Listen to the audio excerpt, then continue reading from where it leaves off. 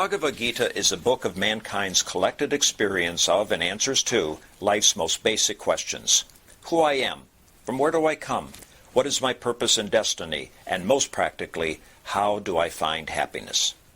These podcasts originate in the lectures of Neil Bhatt, a disciple of Swami Chinmayananda.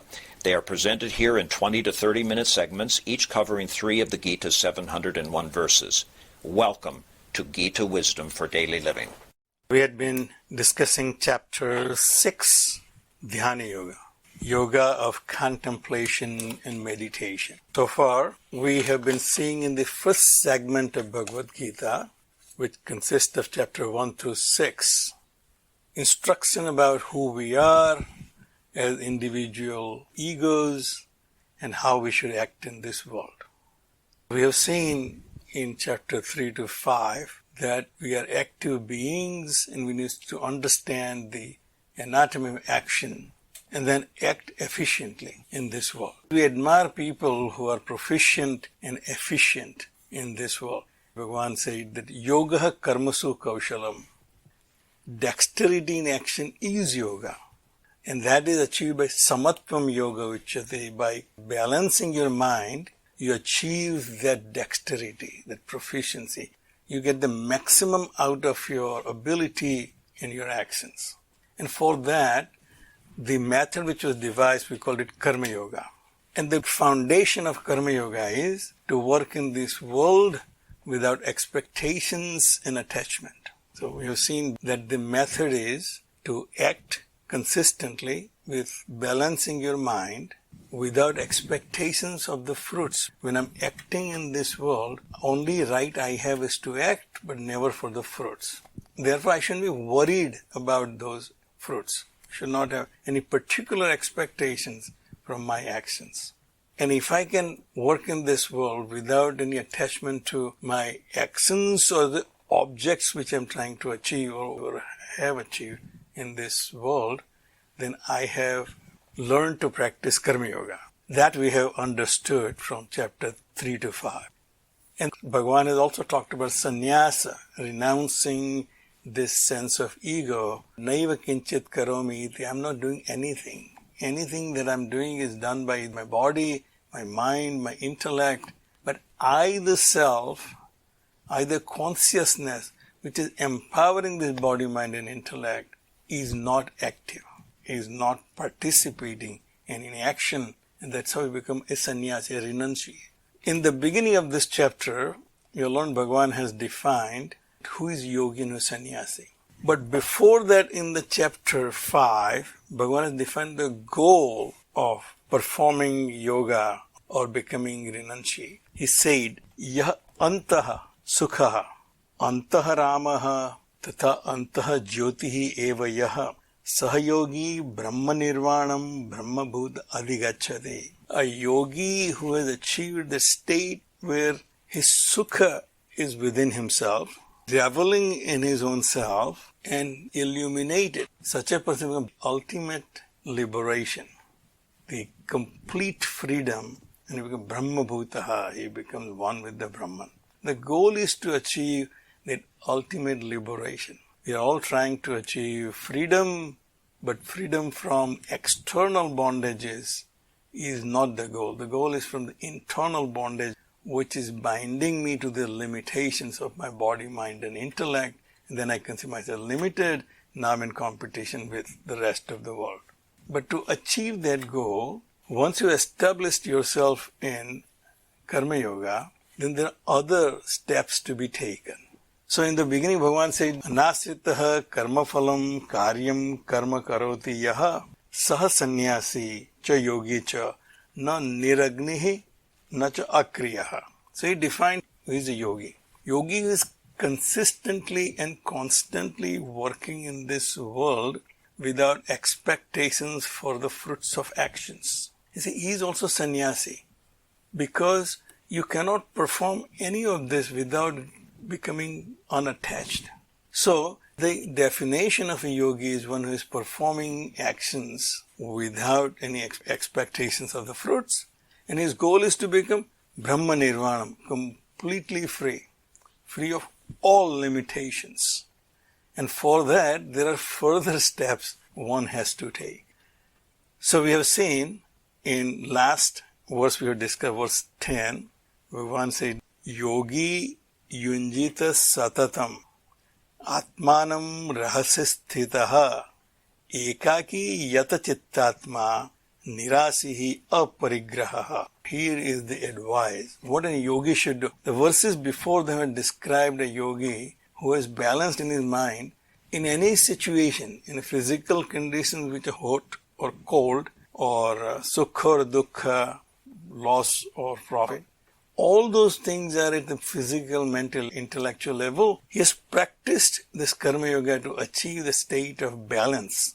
Now that he has achieved the prerequisites for meditation, to focus upon who is that which is enabling this limited being to act in this world outside.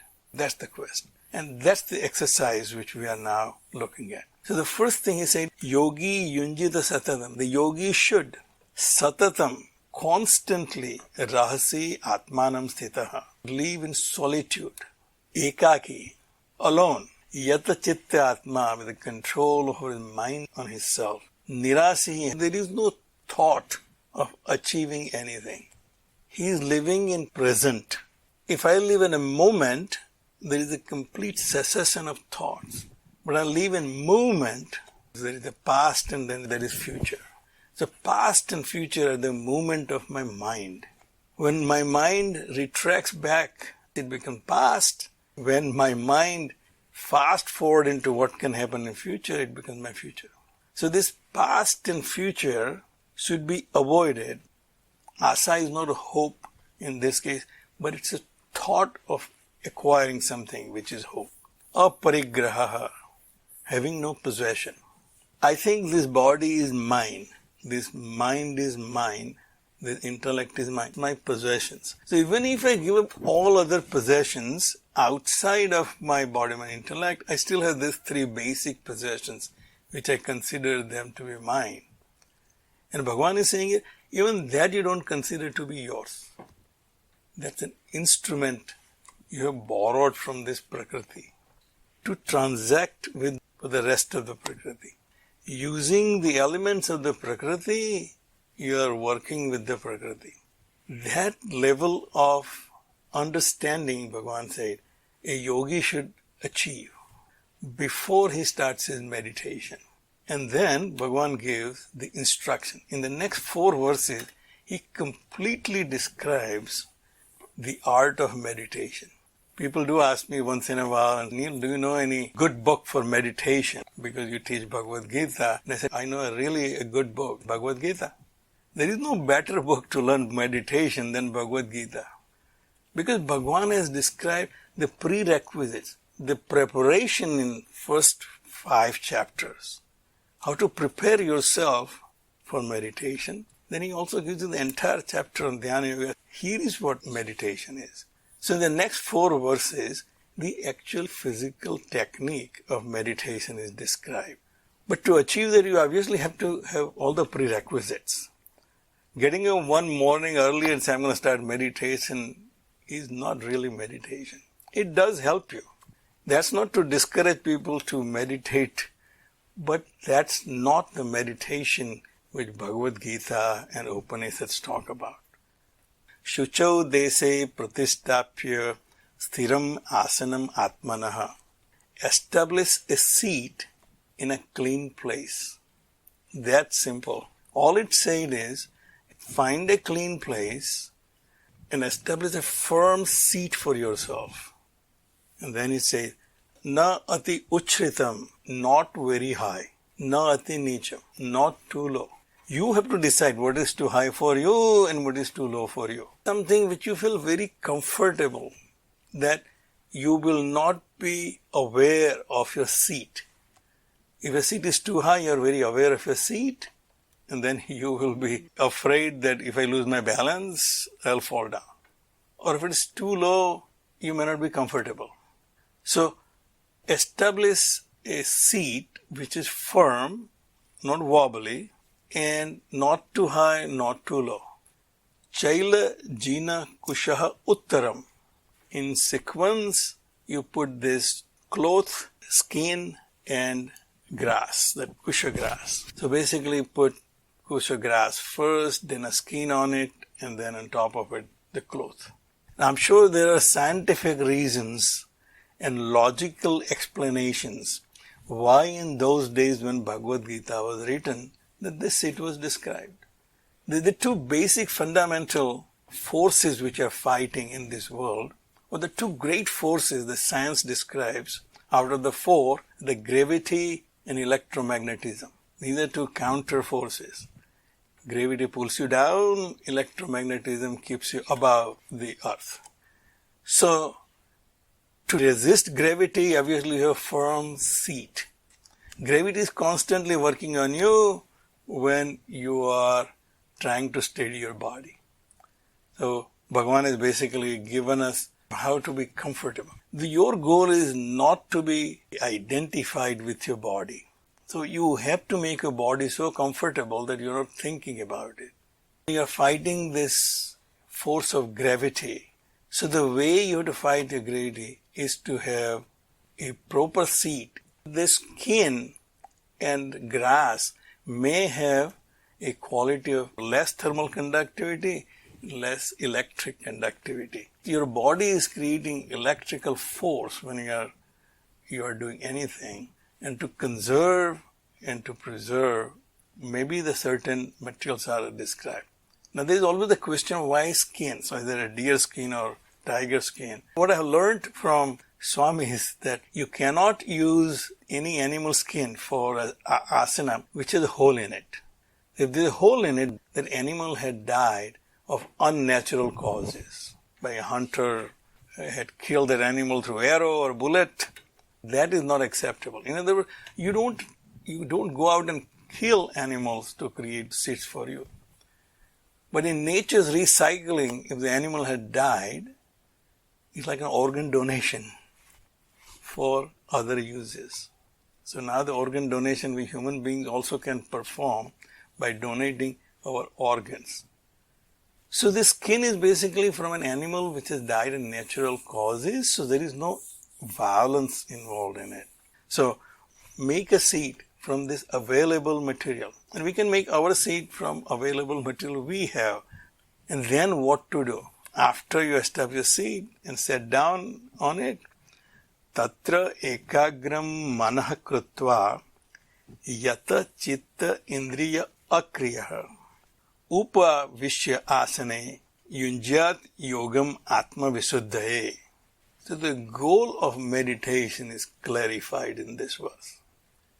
Goal of meditation is atma visuddhaye, for the purification of my atma, my internal instrument. As seekers of liberation from our limitations, all we can do is purify our internal instrument. The rest comes from God's grace, Bhagavan's grace. So here the goal of meditation or contemplation is purifying my instrument. And to do that, sitting there on this seat which I have created, making the mind single pointed. Tatra ekagram manah krutva. The mind should be focused on one thought. You can't achieve a state of thoughtlessness right away. So you have to focus on one thought. And therefore we have japa or some kind of a chanting.